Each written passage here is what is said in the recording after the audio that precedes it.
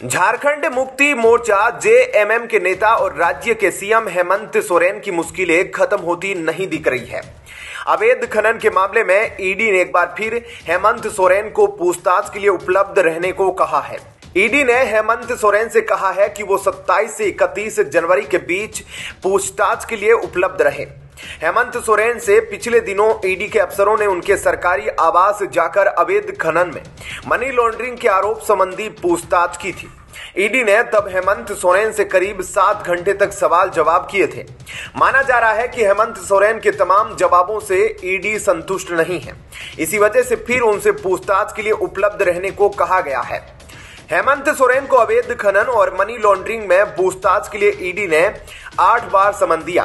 7 बार समन के बाद भी हेमंत सोरेन ईडी के सामने पेश नहीं हुए थे। उन्होंने राहत के लिए कोर्ट का भी रुख किया था, लेकिन वहां से भी राहत नहीं मिली थी। इसके बाद जब ईडी ने हेमंत सोरेन को 8वां समन दिया तो उन्होंने जांच एजेंसी से कहा कि वो उसके दफ्तर नहीं जाएंगे।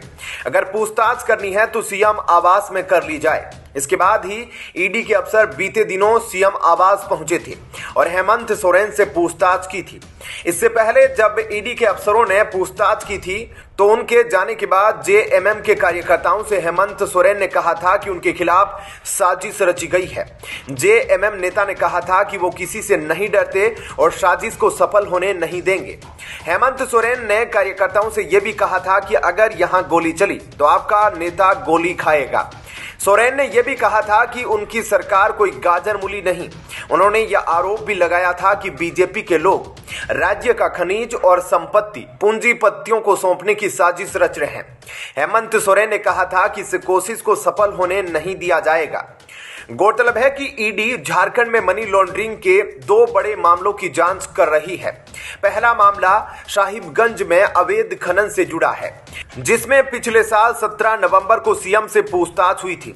दूसरा मामला राज्य की राजधानी में कथित भूमि घोटाले से संबंधित है, जिसके लिए ईडी द्वारा सोरेन को 2 बार समन जारी किया गया है।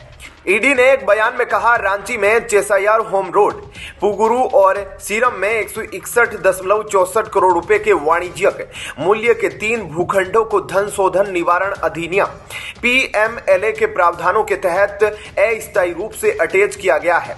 इन भूखंडों में भूमि राजस्व विभाग के अधिकारियों की मिली भगत से भू माफिया के पक्ष में धोखाधड़ी से बदलाव किया गया। बता दें कि यह इस मामले में जारी किया गया दूसरा कुर्की आदेश है।